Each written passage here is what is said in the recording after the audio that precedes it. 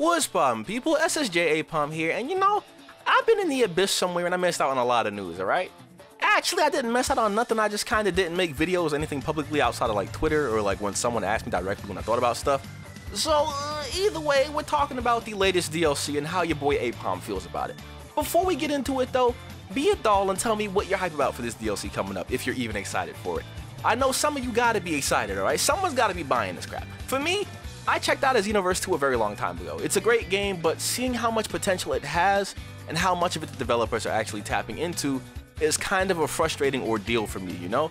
We'll talk about this in another video, but for right now, it's kind of like a lot of people are really excited for this supposed netcode fix that's coming eventually, and that's been the main issue with this game's quote-unquote competitive scene for me. But after like 6 whole DLCs and however many patches the game has gone through over the past like year, color me a little enthused. I'm not that confident in dimps. I've seen the hype about the netcode fix. I've seen the hype about the 100 moves getting touched up, and I'm just very I'm unimpressed. Like, you know, I'm very realistic when I look at stuff like this. I want to be hyped, you know. I want to be on the Xenoboy hype train. I want to be with you guys, Xenoboying up. I bought a ticket, all right? I bought 2. But looking at past behavior, I'm kinda about the whole thing, all right? We're getting costumes and wigs I don't really care for, you know. We can't even recolor the costumes, the wigs. And that's been ass cheek since the beginning of the game, alright? I don't want to dress up like Tapion. Tapion is in the game. I don't want to dress up like Bulma in a genie suit. Who even wants that? Who the hell asked for Hercule's GT haircut? Tiencha's wig? Are we dead at Kefla's wig? You could have gave me Caulifla and Kale wigs since they are not going to be in the game, and that would have been cute. But no, we made it for Kefla, so we might as well just cut it off the top of her head and just slide that over as a wig, bro. You know, just gonna make a fake ass Kefla. Kefla to do, we gonna make Keflo. Who the hell's Kef? Ugh. At least we're getting 2 new cast characters in Kefla and Baby in the paid portion. I saw a lot of complaints that this DLC didn't come with as many characters as the last extra pack, which is a valid point, but to play devil's advocate, I'd kinda imagine that a lot of the dev team time went towards balancing skills for the free portion of the DLC. The thing with the Xenoverse community though is it's kinda weird.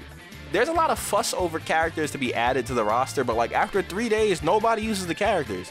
Case in point, I don't even play Xenoverse 2 anymore, but I can guarantee you, you have not bumped into a single Tapion or Buhan in the last 7 days. And if you did, you're either lying or man, stop playing them after they got their ass beat and played somebody else the next game after. Probably they CSE, probably Hit, probably Goku. I honestly wonder if it would be better for Dims to just release move packs and costumes so people can just dress up their CACs as the characters they want and use their skills without wasting the resources on making the actual cast character. They don't use them, they don't use them anyway. Feels bad, man. Baby actually looks kind of interesting with the advanced mechanics on the super attacks. I'm gonna have a lot of fun breaking those down, to be honest with you. It's nice to see a DLC character with much more to them than full power energy wave or energy charge or maximum charge or sledgehammer or meteor crash just splashed on the moveset. Like, that's the default they ran with for such a long time, and it was very disrespectful. Like, if you ask me, it's pretty disrespectful to do that. It's nice to see actual mechanics being put onto a bonus character and their moves, you know? Kefla, guys, I'm actually kind of torn here. I'm happy to see the Saiyan girls in the game in one way or another, but I honestly would have preferred Caulifla and Kale just so me and Jim could do some 2v2 matches or like a 3v3 setup with Kaba, Kale, and Caulifla. The dudes that know me know that I like Kale the most out of the trio, so it hurts my heart. I haven't seen Kefla's mechanics or gameplay at the time of this recording. It's not out yet. But I don't know what to expect. But the main thing is, if it's another character that doesn't work online, I really don't see how I can support Dimps anymore after this, you know? Outside of doing content, the most exciting things for me with the DLCs are the combo strength that the cast characters come with. And having something I paid for almost exclusively not work online is like a slap in the face to me for 10 of my dollars. I hope for Xenoverse's sake the netcode gets fixed or at least worked on to the point where characters that aren't worth using online can finally pop up and you can have like fun playing around with characters you don't usually see. At the same time, it will be nice to see the competitive circuit lose the excuse of, well, this thing only works because the online is ass, or this thing is unvanishable because the online is ass, or this thing doesn't work because the online is ass.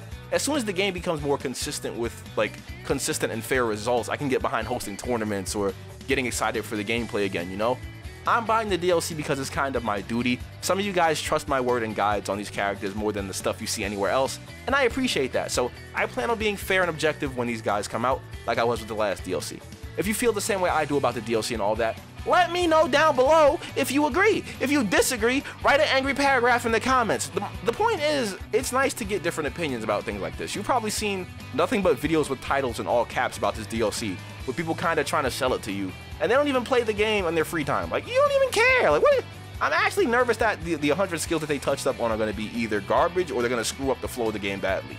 Because Dimps is not the best when it comes to balancing, and some of the complaints people have, like, the stuff people complain about in this game are like mad unjustified. Like I hate to be that guy who's just like, you might just be bad, but like if you complaining about some of the most basic stuff, you might need to play Ultimate Tenkaichi, or like, you know, go play Battle of Z or something. Like, how, you crying about this now? Either way, this has been Aipom Plays Catch Up episode number 1. Guys, I was lost. I'm back now. I'll be seeing you guys in the very next video. Take care of yourselves and exfoliate. Where have you been?